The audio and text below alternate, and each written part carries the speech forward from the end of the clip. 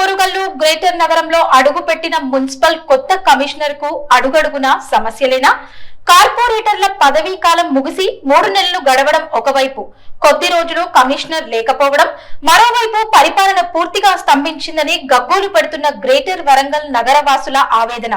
బాధ్యతలు తీసుకున్న గ్రేటర్ వరంగల్ నగర కమిషనర్ కి కత్తి మీద సామేనా?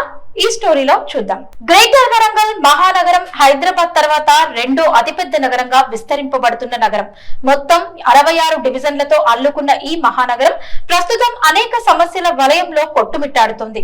ఇప్పటికే ప్రజల సమస్యలు ప్రశ్నించేందుకు కార్పొరేటర్లు లేరు. 3 నెలలుగా పూర్తి స్థాయి కమిషనర్ లేకపోవడంతో గ్రేటర్ వరంగల్ లో పరిపాలన పూర్తిగా స్తంభించింది. అధికారులు ఉద్యోగుల్లో జవాబుదారీతనం కరువైందనేది నగరవాసుల వాదన. ఇప్పటికే స్థానిక సమస్యలపై ప్రతి సోమవారం ప్రజావాణిలో వెల్లువెత్తుతున్నాయి.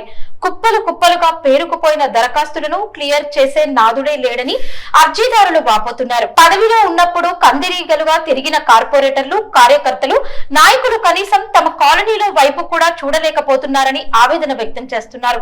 త్వరలో గ్రేటర్ వరంగల్ ఎన్నికలు పొంచి ఉన్న నేపథ్యంలో ఓటర్లు తమ కసిని తీసుకునేందుకు సన్నద్ధమవుతున్నట్టుగా తెలుస్తోంది. అత్యంత కీలకమైన ఈ సమయంలో సోమవారం ఉదయం 10 గంటలకు కొత్త కమిషనర్ గా టి వెంకన్న బాధ్యతలు స్వీకరించడంతో ప్రస్తుతం ఉన్న పరిస్థితులు అడుగడుగునా ప్రశ్నలే దర్శనమిస్తున్నాయి.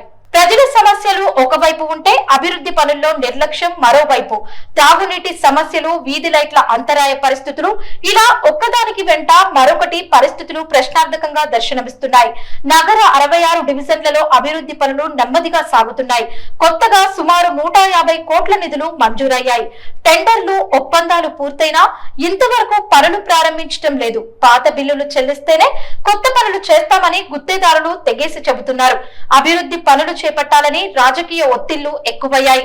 ఇక వరద ముప్పు ప్రాంతాల విషయానికొస్తే గత 15 ఏళ్లుగా వరంగల్, హన్మకొండ, కాజీపేట, ట్రై సిటీ నగరాల్లో వరద ముప్పు ప్రాంతాల్లో పరిస్థితి అత్యంత దయనీయంగా మారింది.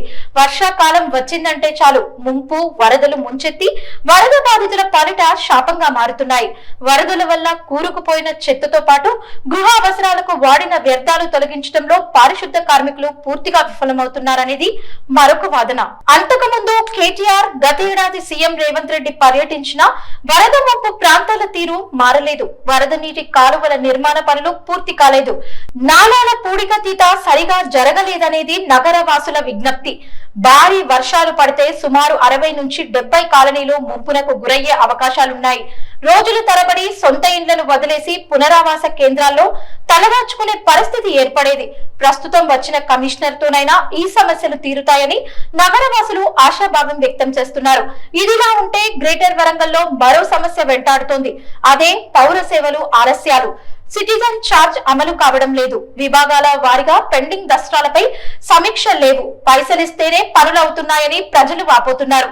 పన్నుల విభాగంలో అవినీతి ఎక్కువై కార్పొరేషన్ ఖజానాకు గండి పడుతుందనేది మరొక వాదన. అన్ని విభాగాలు సమన్వయంతో కలిసికట్టుగా పనిచేయాలని ప్రభుత్వ నిర్ణయం ఉంటే, మరోవైపు ఎవరికి వారే యమునా తీరుగా వ్యవహరిస్తున్నామని అడిగే నాదుడు లేడని, ఇష్టారాజ్యంగా మున్సిపల్ కార్యాలయంలో అధికారులు రాజ్యమేలుతున్నారని వాదనలు బలంగా వినిపిస్తున్నాయి. ఇలా అడుగడుగున సమస్యల వలలో చిక్కుకున్న గ్రేటర్ వరంగల్ మహానగరంను పాలించేందుకు వచ్చిన కొత్త కమిషనర్ పై ఎంతో ఆశలు పెట్టుకుంది.